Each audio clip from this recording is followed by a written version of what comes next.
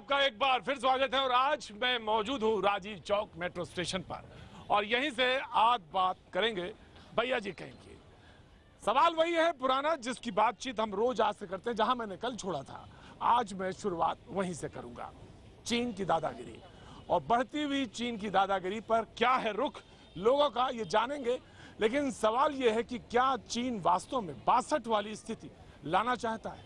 क्या ये सवाल बड़ा है कि इस 62 वाली स्थिति से तैयारी और तैयारी के साथ साथ क्या ये सिर्फ चीन की धमकी भर है, वो धमका रहा है, और क्या हम चुपचाप चीनी सामानों का बहिष्कार कर उसका जवाब दे सकते हैं? ये तमाम सवाल इन्हीं सवालों के आसपास हम बातचीत करेंगे, लोग हमारा रुख जानने की कोशिश करेंगे। लेकिन सबसे पहले ये रिपोर्ट, फिर लौटते हैं यहीं पर।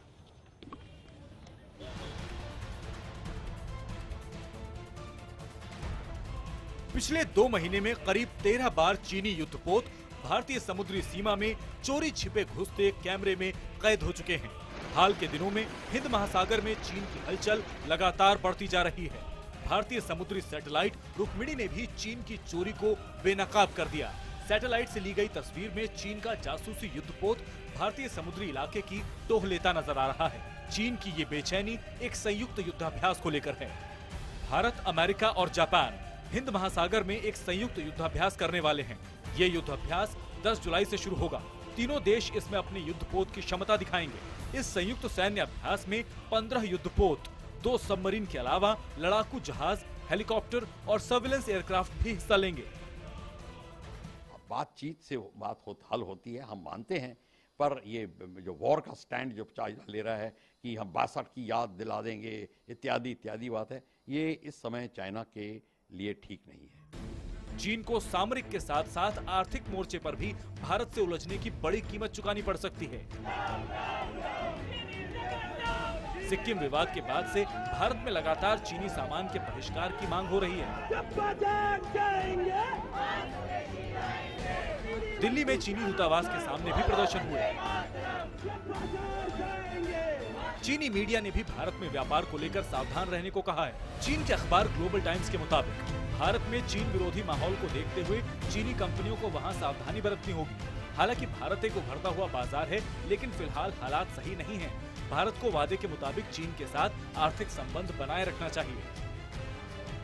चाइना की कोशिश ये है कि जोर दपट से, इसको कहते हैं अग्रेशन के जरिए, एक बार फिर जैसे कि हमेशा होता आया है, भारत को डरा धमका के अपनी बात मनवा ले।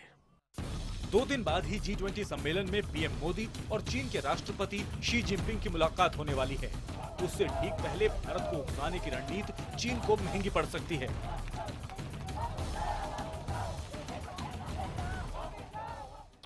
तो आज इसी मुद्दे पर बातचीत भैया जी कहीं में, और मैं मौजूद हूं किनॉट प्लेस में, जहां राजीव चौक से आज हम इसी मुद्दे पर बातचीत करेंगे। सवाल ये बड़ा है कि क्या वाकई हम चीनी सामानों का बहिष्कार कर पाएंगे? जी हां, वॉच यानी घड़ी से लेकर मोबाइल तक हर तरफ चीनी कारोबार और उसका असर। ऐसे में बहिष्कार की बात और दूसरी तरफ चीन की भपकी। अब सवाल यह है कि चीनी सामान का बहिष्कार कितना आसान, लेकिन चीन की जो दादागिरी है उसके सवाल पर हम आज तमाम लोगों से बातचीत के रुख को जानने की कोशिश करेंगे। जी बाबूजी, क्या नाम है आपका? जी जसवाल साहब बताइए, चीनी सामान जो है उसको बहिष्कार संभव है या अब खून तक पहुंच गया, डीएनए तक पहुंच गया, मुश्किल है? नहीं, संभव क्यों नहीं है? अगर संभव है, बिल्कुल संभव। अगर चाहेंगे तो सब लोग। हाँ, पिछली दिवाली पे तो कुछ किया था सर, दिखाया था आप लोगों ने। हम लोग तो खैर दिवाली में कोई नहीं करते, लेकिन हो सकता है, संभव है। नहीं, हो सकता है, बिल्कुल हो सकता है। सब लोग चाहेंगे तो हो जाएगा।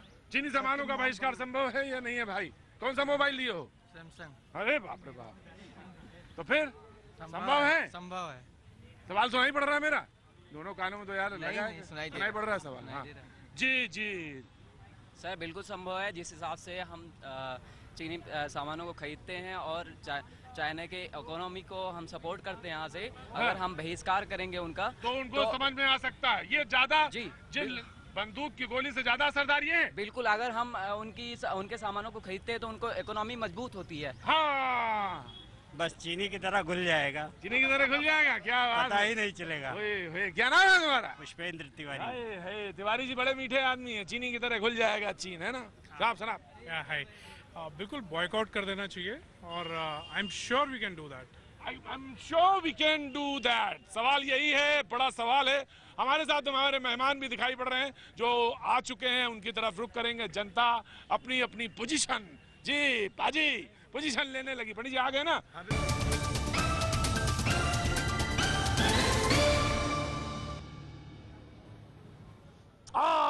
पाजी क्या बात है। तो कनॉट प्लेस में एक बार फिर स्वागत है और तमाम सारे लोग जुड़ चुके हैं और मुद्दा पाजी वही चीन की जो गीदड़ बपकी है, जो लगातार आंखें तरेर रहा है। सवाल यह है कि चीनी सामानों का बहिष्कार क्या असली, यानी हाँ चाइनीज गुड्स का बाइकॉट क्या असली मजेदारी वाली बात होगी कि अगर चीनी सामान को लेना खरीदना बंद कर दें तो क्या ये चीन को एक मैसेज जाएगा और समझ में आएगा? चीन का अगर व्यापार अगर बंद कर दिया जाए ना तो चीन की गीदड़ बढ़ती ना खत्म हो जाएगी, क्योंकि चीन हमारे व्यापार पे जिंदा है इंडिया पर। चीन कह रहा है कि हम 62 से ज्यादा यानी 1962 से भी ज्यादा बुरी हालात कर सकते हैं। तो संभव है या चीन हिंदुस्तान बदला या नहीं बदला? साहब सवाल ये आप सबके बीच में। जी लगता है कि बदला है, सवाल बदला है, बदल गया। हाँ, भारत बदला, भारत मजबूत हो चुका है। पहले भारत से। मजबूत। अब वो 62 वाली स्थिति नहीं रही, नहीं रही 62 वाली स्थिति नहीं रही। क्या नाम है आपका? अवधेश कुमार। अवधेश जी रहते हैं यहीं रहते हैं? हाँ यही रहता हूँ। देश में ही? देश में। कोई बात नहीं, आराम से रहिए। जी सवाल, हाँ मैं आ गया जी। हम लोग पास इतनी ताकत है कि 5 दिन में चीन को बर्बाद कर सकते हैं, 5 दिन में। अच्छा हाँ, केवल उनका सामान न खरीद कर बस यही कर। क्या बात है, क्या नाम है तुम्हारा? गौरव कालरा। गौरव कालरा जी। चीन की अर्थव्यवस्था बिगड़ जाएगी अगर इंडिया से उनका व्यापार ना हो तो। जी मैंने तो इंडियन होने के नाते चीनी के सामान वर्जित करना चाहिए, लेकिन एक काम गलत हो गया। जो भारत सरकार ने चीन का सामान लिया, जो यंग जनरेशन यंग पीपल लोग कर्म करके खाते हैं, उसके लिए थोड़ी 1-2 मास टाइम देने के लिए तुम बेच दो और कभी चीनी का सामान मत लो। तो क्योंकि उसमें वो इन्वेस्ट किया है लाख रुपया। वो यंग जैसे खत्म ना हो, इसलिए मैं यंग जैसे बोल रहा हूँ। 1 महीने का मोहलत दो, उसको चीनी का फोक दो। दादा की नाम हो गया? नंद कुमार घोष, वेस्ट बंगाल। अब आपने बंगाली है। जिंदाबाद। क्या बात है, वाह। 1 महीने का टाइम दो, बस 1 महीने का टाइम दो। हाँ दादा बुझे गलम दादा बुझे गलम दादा बोलची कि 1 महीने का टाइम दो, उसके बाद सब कुछ बदल जाएगा। क्या नाम है आपका? तो हर्षिता, चीन को जवाब देने का तरीका यही है कि चीनी गुड्स को बाइकआउट किया जाए? हाँ जी बिल्कुल, क्योंकि हमारे मोदी जी का सपना है कि हर चीज मेक इन इंडिया होनी चाहिए। तो मेक इन इंडिया, तो अगर हम लोग ही साथ नहीं देंगे तो ये चीज आगे कैसे बढ़ेगी? तो इसलिए हम लोगों को ही शुरुआत करनी पड़ेगी कि हम उसको बॉयकॉट करें, सब चीज मेक इन इंडिया का यूज करें। सब मेक इन इंडिया का ही सामान इस्तेमाल। अवधेश जी आ रहे हैं हम आपके पास, बोलना है इस बार आपको, सोचे खड़े नहीं रहना बस। जी क्या नाम है आपका? हाँ दादा चलो। हाँ जी, अगर हम चाइनीज सामान का बाइकआउट करते हैं तो एक सर्वे के हिसाब से आया था कि इंडिया में पर ईयर 6.5 करोड़ रुपए का इन्वेस्टमेंट होता है चाइनीज मटेरियल्स का। तो अगर हम चाइनीज सामान को लेना बंद कर देते हैं तो चाइना के जो जीडीपी है उस पर 6.5 करोड़ का असर पड़ेगा। तो हम उसको ऐसे ही आर्थिक रूप से ही परेशान कर सकते हैं। तो हमें लड़ने का हमें जरूरत। सवाल ये है कि चीन और पाकिस्तान की दोस्ती हो तो कोई बात नहीं, लेकिन इंडिया और इजराइल की दोस्ती हो तो पेट में दर्द होता है। क्यों भाई, क्यों मिर्ची लगती है? अगर इंडिया और इजराइल की दोस्ती हो तो मिर्ची क्यों लगती है? सवाल ये है। क्योंकि भारत वो चीन को दुनिया के दूसरे देशों से रिश्ते पसंद नहीं है, क्योंकि चीन अकेला पड़ जाएगा। चीन अकेला पड़ जाएगा, ये सवाल है बड़ा। और सवाल ये है कि आखिर मानसरोवर यात्रा पर पाबंदी लगाई तो क्यों? वो तो धार्मिक यात्रा है, तो धार्मिक यात्रा पर पाबंदी लगाई। आगे बढ़े नेताजी, आगे आप कहाँ रह गए थे आज? मैं थोड़ा काम, जैसे काम में मतलब बोलते हैं, तो आप कहाँ थे? मैं थोड़ा माल लेने गया था। जी माल लेने, कपड़े का काम करते हैं नेताजी जी। मुझे पता लगा आप आए, मैं तो भागता। वाह क्या बात है, क्या बात है। तो चीनी सामान का बहिष्कार, आप तो मार्केट में बैठे हुए आदमी हैं। हम चीनी सामान का पूरा बहिष्कार करने के लिए तैयार है, बशर्ते आज हमारी कंट्री के जो मिनिस्टर हैं, फाइनेंस मिनिस्टर और डिफेंस मिनिस्टर, वो दोनों एक ही पद संभाले, अरुण जेटली साहब जी। उनके ऊपर काम का इतना, और उसके बाद विदेश मंत्रालय जो सुषमा स्वराज जी के पास है, विदेश नीति के तहत जो मानसरोवर यात्रा का मसला है वो उठाया जाना चाहिए चाइना के आगे। और दूसरे नंबर पे जो मिनिस्ट्री है डिफेंस मिनिस्ट्री, क्या हमारे यहाँ नेताओं की कमी है बीजेपी के अंदर जो डिफेंस मिनिस्ट्री किसी अदर को नहीं दिया जा सकता? मैं बीजेपी के प्रवक्ता मौजूद है, मैं उनसे पूछूंगा कि आखिर डिफेंस मिनिस्टर अलग क्यों नहीं हो सकता। मैं सवाल आपका जरूर पूछूंगा। तो भाई रुक अपने मेहमानों की तरफ मैं करना चाहूंगा। हमारे साथ विजय जॉली जी मौजूद हैं, जो तमाम व्यापारिक संबंधों बीजेपी के फॉरेन ट्रेड्स का हिस्सा भी रहे हैं, उसके अध्यक्ष भी रहे हैं और बीजेपी के प्रवक्ता भी हैं हमारे साथ। बहुत बहुत स्वागत है विजय जॉली जी। विजय जॉली जी, एक सवाल इन्होंने नेताजी ने रखा, ये यहाँ पे व्यापार मंडल से जुड़े हुए हैं, नेता हैं। इन्होंने कहा कि डिफेंस मिनिस्टर के ऊपर बड़ा बोझ है, वो डिफेंस मिनिस्ट्री का काम भी देख रहे हैं और वित्त मंत्रालय भी देख रहे हैं, तो अलग क्यों नहीं हो सकता? इतने नेता नहीं है क्या बीजेपी में? देखिए, वैसे तो इसका जवाब आधिकारिक तौर पर देश के आदरणीय प्रधानमंत्री नरेंद्र मोदी जी स्वयं देंगे, लेकिन अरुण जेटली जी वास्तव में इतने निपुण हैं, वो एक समय एक विभाग नहीं, 2 विभाग नहीं, 4 विभाग भी देख सकते हैं। और जिस निपुणता से उन्होंने अभी रशिया में जाकर भारत और रशिया के डिफेंस पैक्ट को और एग्रीमेंट को उन्होंने साइन करवाया। एस्केलेट हो रहा, जिस तरह से पाकिस्तान, जिस तरह से चाइना, तो उसके संदर्भ में सवाल था। हालांकि पार्टी और सरकार इस पर सोचेगी, लेकिन हम फिर बड़े संजीदा मुद्दा है, मैं उसी की तरफ लौटना चाहता हूँ। कांग्रेस का पक्ष रखने के लिए हमारे साथ आलोक जी मौजूद हैं, बड़े प्रखर प्रवक्ता आज हमारे साथ मौजूद हैं। हमारे साथ विजय शंकर जी मौजूद हैं, जो कि विश्व हिंदू परिषद से। सवाल ये है कि आखिर मानसरोवर यात्रा पर पाबंदी लगी और पाबंदी लगने के बाद तमाम यात्री फंसे हुए हैं, उस पर सबसे पहले वीएचपी का रुख जानना चाहेंगे। देखो, निश्चित तौर पर एक बात दुनिया को पता है और भारत को पता ही है, 1962 में। पर आप सरकार की तरफ रुख जो है नरमी रखे हुए हैं। नहीं, सरकार की तरफ से नरमी नहीं है, सरकार ने ये काम करना है और ये हमें विश्वास है कि सरकार निश्चित तौर पर इसका कोई यात्रा है। हाँ, बिल्कुल। और दुनिया में कोई भी इस प्रकार की यात्राओं की बाधा नहीं बन सकता है। तो सरकार निश्चित तौर पर इस पर कोई न कोई हल बहुत शीघ्र से निकालना चाहिए सरकार को। नहीं तो जो यहाँ से यात्री गए हैं, जो अभी तक वास्तव में कभी भी ऐसा संभव नहीं हुआ है, वो अभी चीन ने अपने अड़ियल रुख के कारण किया है, तो इस अड़ियल रुख को तोड़ करके भारत सरकार ने वो रास्ता खुलवाना चाहिए, और ताकि जो फंसे हुए यात्री हैं वो स्वदेश भी वापस आ सके। चीन का अड़ियल रुख। जी आलोक जी, मैं आ रहा हूँ, आलोक जी के पास आना चाह, आलोक जी ने हाथ में, जनता भी सवाल उठा रही है, मैं आ रहा हूँ। जी सर, किसी भी समस्या का हल क्या केवल युद्ध है क्या? नहीं है, बिल्कुल नहीं है, मैं तो इसके फेवर में भी नहीं हूँ। हाँ, तो सर इसे बातचीत से क्यों नहीं हल किया जाता है सर? तो चाइना जिस तरह से कह रहा है कि 1962 से भी खराब हालात मैं कर दूंगा, तो फिर आप बताइए। तो सर इसमें जो हमारे मंत्री थे उन्होंने भी ऐसा कहा था कि हम 62 की तरह हम कमजोर नहीं है, हम मजबूत हैं। हाँ। तो जब वो हमारी तरफ से इस तरह के बयान आ रहे हैं, तो वहाँ से भी इस तरह के बयान आ रहे हैं। आपको लगता है कि हमारी तरफ से नासमझी हुई है? बिल्कुल सर, हमारी तरफ से भी कुछ नासमझी हुई है, कुछ चीन की तरफ से भी हुई है। ज्यादा नासमझी आपको किधर से लगती है, इधर से या उधर से? नहीं, उधर से है, उधर से ज्यादा है नासमझी, जो उधर से नासमझी है। सवाल ये भी है कि 62 वाली बात क्यों कही गई? देखिए, चाइना हमेशा आक्रामक रुख रखता है, चाहे वो व्यापार के क्षेत्र में हो, चाहे वो राजनीति क्षेत्र में हो, और चाहे कूटनीति के क्षेत्र में हो।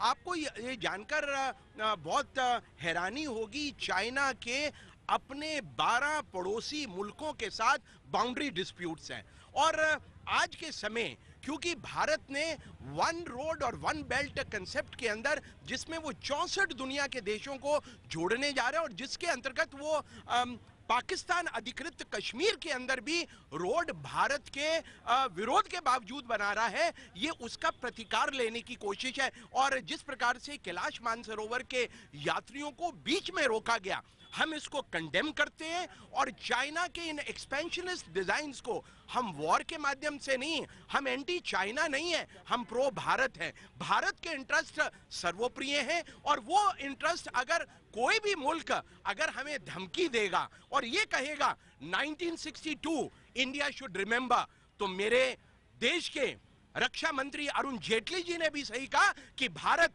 वो 1962 का भारत नहीं है, ये भारत नरेंद्र मोदी का भारत है।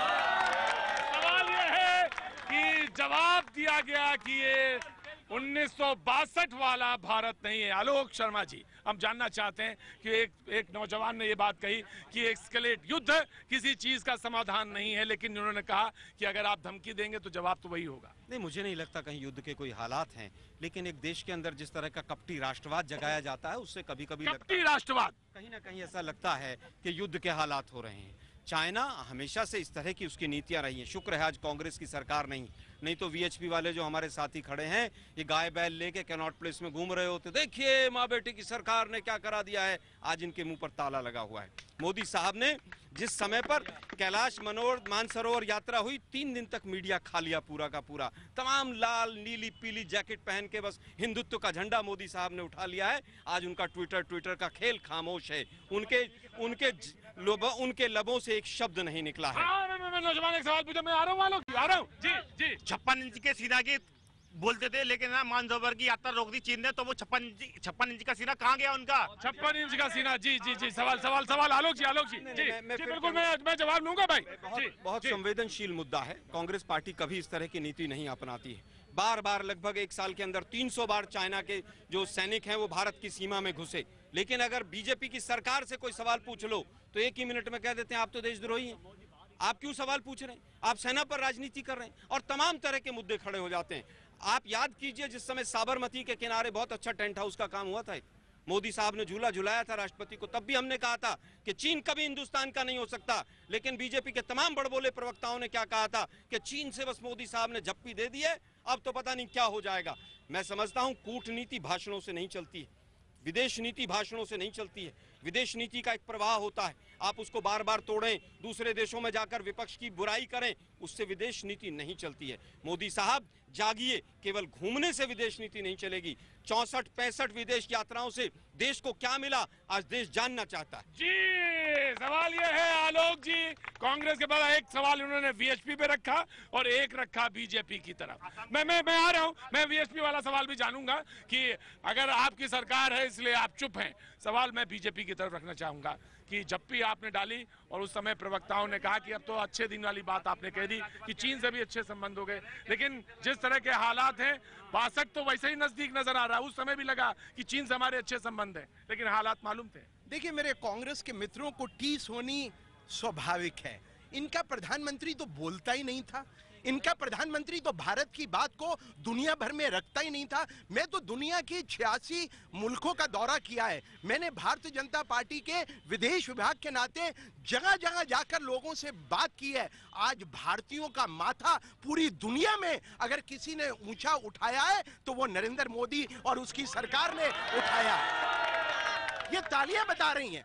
और मैं आपको एक चीज और बताना चाहता हूं, और अपने कांग्रेस के मित्रों को विशेष तौर से, मोदी की सरकार, भारत की सरकार अपने पड़ोसी मुल्कों के साथ दोस्ताना संबंध बनाने की हकदार रही है। इसलिए मोदी जी ने अपने शपथ ग्रहण समारोह में 26 मई 2014 को इनके प्रधानमंत्री ने नहीं, मेरे प्रधानमंत्री ने, नरेंद्र मोदी ने पड़ोसी मुल्कों के राष्ट्राध्यक्षों को भारत में बुलाया था। हम बातचीत करना चाहते हैं, हम दोस्ती करना चाहते हैं, हम विकास करना चाहते हैं, हम विकास के राह के ऊपर हिंदुस्तान के नौजवान को एक सरमाए की तरफ लेके जाना चाहते हैं। आज जो फॉरेन डायरेक्ट इन्वेस्टमेंट भारत में हो रहा है, 65 देशों का दौरा करने के बाद जिस प्रकार से फॉरेन डायरेक्ट इन्वेस्टमेंट भारत में आ रही है, दुनिया को आज लगता है कि भारत एक वो मार्केट है जिस मार्केट से प्रॉफिट भी लिया जा सकता है और ट्रेड भी किया जा सकता है। चीन आग रहा है। देखिए, भारत ने चीन को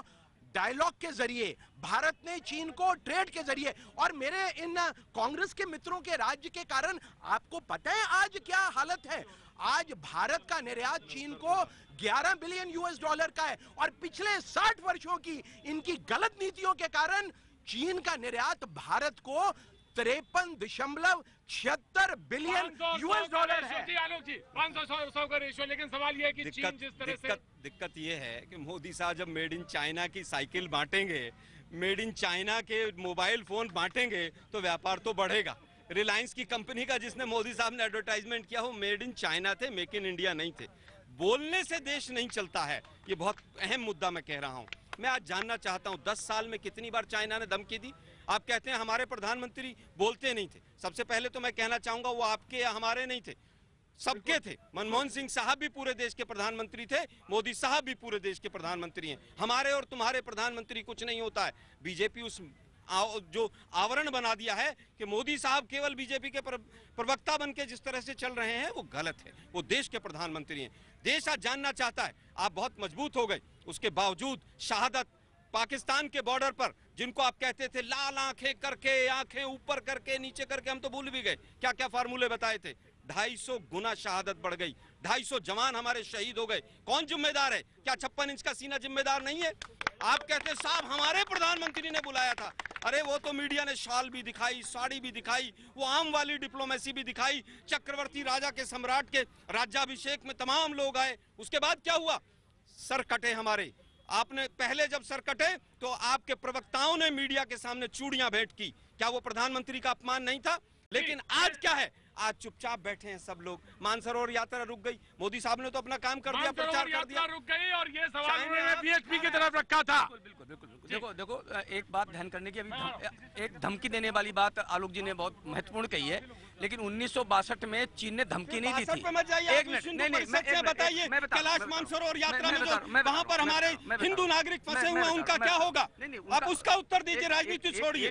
बीजेपी के पिछलग्गू मत बनिए विश्व हिंदू परिषद महोदय। आलोक जी, हम विश्व हिंदू परिषद के लोग किसी पार्टी के पिछलग्गू नहीं है।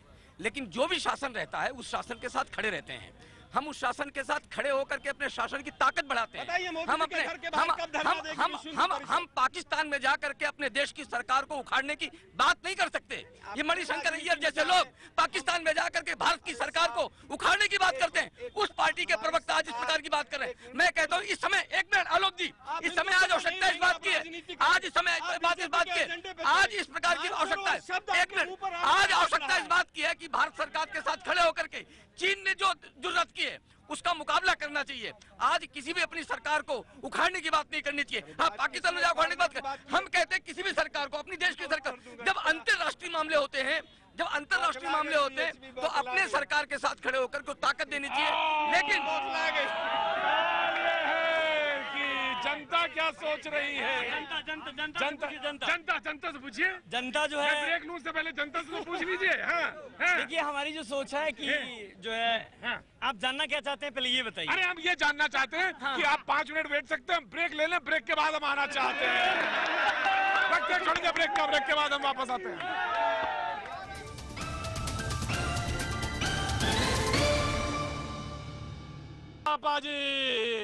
भैया जी कहीं में आपका एक बार फिर स्वागत है। और एकदम अंतिम क्षणों पर बहस को ले जाते हुए और तमाम सारे लोग मौजूद, और चीन की दादागिरी के ऊपर आज बातचीत के सिलसिले में जब ब्रेक पे गए उससे पहले बात मानसरोवर की हो रही थी और ये कहा गया कि धार्मिक यात्रा पर पाबंदी लगाना चीन की बिल्कुल गलत है और ये नाइंसाफी है। बिल्कुल सही है, क्योंकि हम चाइना के पड़ोसी हैं और बहुत सारी चीजें चाइना पड़ोसी वाले धर्म तो अपना नहीं रहा है। लेकिन अभी ये देखिए कि अभी आप पुराने इतिहास को देखें, सारी बात को देखें, चाइना शुरू से ही बहुत सारी चीज़ों में हिंदुस्तान को टक्कर देता रहा है और आज भी टक्कर दे रहा है। और दूसरी अगर हम उसके सामरिक बात करें तो चाइना से हमारा जो रिसोर्सेज हैं उसका भी पानी है, जैसे आपका ब्रह्मपुत्र है, वो सब बातें हैं। लेकिन आज के दौर में जो चाइना जो है ये कोशिश करता है, शायद वो ये देखता है कि कहीं पाकिस्तान हिंदुस्तान को दबाने की कोशिश कर रहा है तो हम दबेंगे। ऐसा नहीं है, दबेंगे नहीं साहब, हम दबेंगे नहीं। अच्छा, आप चीनी सामान इस्तेमाल करते हैं और हम भी करते हैं थोड़ा बहुत। ऐसे देखिए, मोबाइल आपका चीनी है? हाँ, हो सकता है, हाँ हो सकता है। मेन बात यह है कि चाइना हम उस तरह से दबाना चाहें, हाँ बिल्कुल, लेकिन पॉसिबल और नॉट। लेकिन हिंदुस्तान में जो संसाधन है वो या तो कमजोर पड़ चुके हैं। हम इवन जो है बहुत मामूली चीज भी आप बना नहीं रहे, चाइना के ऊपर डिपेंड है। और ये ऐसा सस्ता है वो, और वो ऐसा क्यों है ये देखने की बात है। कोर इशू है, ये बहुत इंपॉर्टेंट इशू है। मैं आया आलोक जी, एक बात नौजवान की ले लूं और इधर एक सज्जन खड़े होते, मैं आ रहा हूं आपके पास। जी मैं ये कहना चाहूंगा, जो आज कांग्रेस के लोग जो आज भाजपा के ऊपर उंगली उठा रहे हैं, 60 साल आप सोचिए जो चीन उठा रहे हैं भाई। अरे नहीं उठा रहे हैं ना, कह रहे हैं कि जो है मोदी जी है, मोदी जी वो। मेरा ये कहना है कि आप सोचिए 60 साल पहले भारत आजाद हुआ, 60 साल से भी ज्यादा हो गए। बात कर रहे थे इंडो चाइना के, तो मोदी जी ले आए और वहाँ पे ले आए कांग्रेस। नहीं, ये लोग जो बात कर रहे थे, आलोक जी से मैं एक क्वेश्चन पूछना चाहूंगा कि भाजपा तो ही पैदा हुआ है, आप सोचिए चीन तो बाद में, चीन जो है कितने साल गुलाम रहा, भारत से भारत के कई सालों बाद चीन जो है आजाद हुआ, उसके बाद सोचिए कि कांग्रेस जो सत्ता में थी भारत को कहां ले गई, चीन इतना आगे कैसे बढ़ गया, ऐसा कैसे हो गया, ये सोचने वाली बात है कि नहीं। मैं आलोक जी से ये पूछना चाहूंगा, मैं ये पूछना चाहूंगा कि ऐसा क्यों हुआ। मैं आलोक जी 60 साल ऐसा क्या कमी रह गई कि चीन इतना आगे हो गया। मैं आलोक जी एक सवाल और इधर से ले लूं मैं। अच्छा पहले आप जवाब ही दे दीजिए। मैं समझता हूँ चाइना कभी भी गुलाम नहीं रहा है। तालियां बजाने से देश नहीं चलता है, लोग सोच समझ के तालियां बजाएं। दूसरी बात, आप एक तरफ कहते हैं कि साहब हमारा व्यापार जो है उसके साथ बहुत इम्बैलेंस हो रहा है। अब एक हफ्ते पहले एंटी डंपिंग ड्यूटी जो सिरेमिक्स और फ्लाई ऐश के ऊपर लगाई थी, मोदी जी की सरकार ने चाइना की 4 कंपनियों को छूट दे दी। पिछले हफ्ते गुजरात का सिरेमिक इंडस्ट्री पूरी तरह से तबाह होने के कगार पे खड़ा है। नारे कुछ और हैं, कथनी कुछ और है, करने कुछ और हैं। चाइना को आप बुलाकर कहते हैं FDI दे दीजिए, यहीं आ जाइए, माल यहीं बेच दीजिए, रिलायंस को भी दे दीजिए, मोबाइल भी बेच दीजिए, और भाषण दूसरे तरह के हैं। तालियों से देश नहीं चलेगा, सच्चाई में आना पड़ेगा।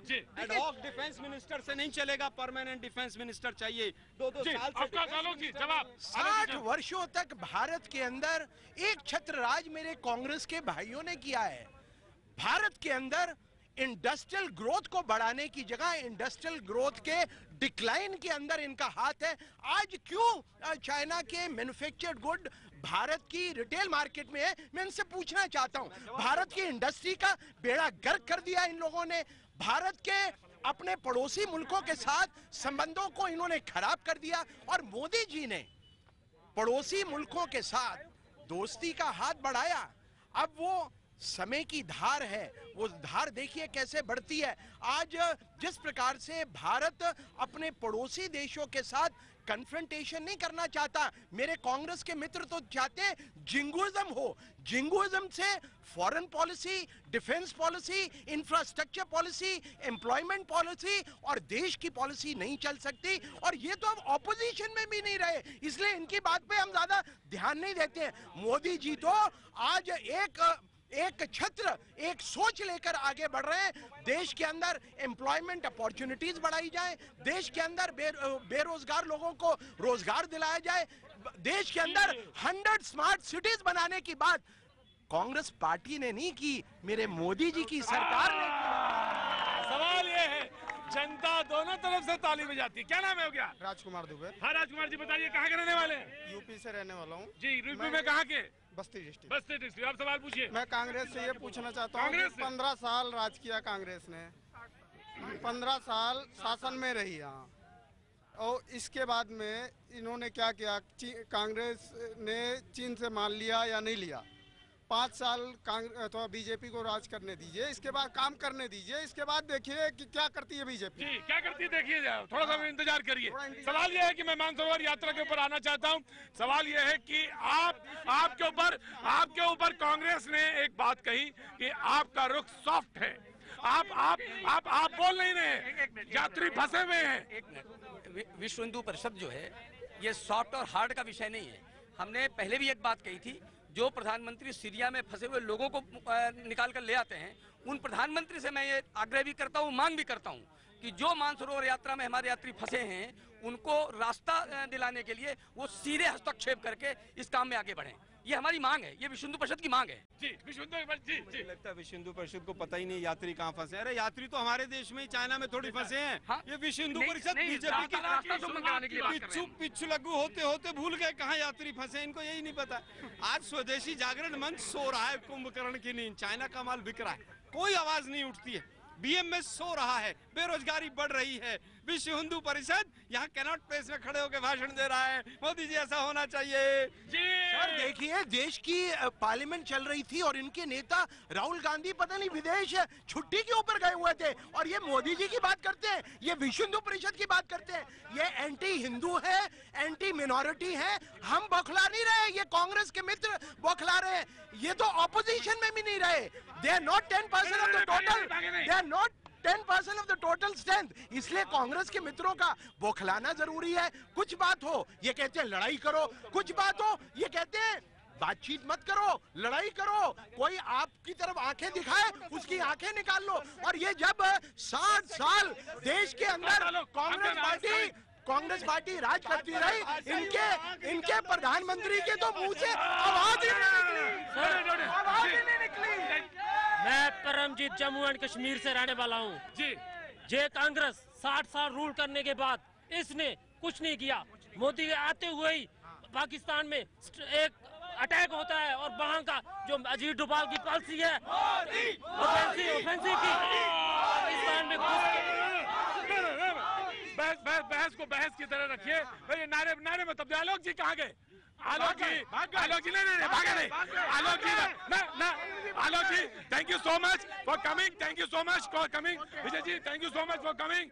आज का मुद्दा बस यहाँ, लेकिन आर पार की तैयारी हो चुकी है। अमित जी पहुंच चुके हैं, हम उस पर रुख करेंगे और आज यहीं कल फिर मुलाकात।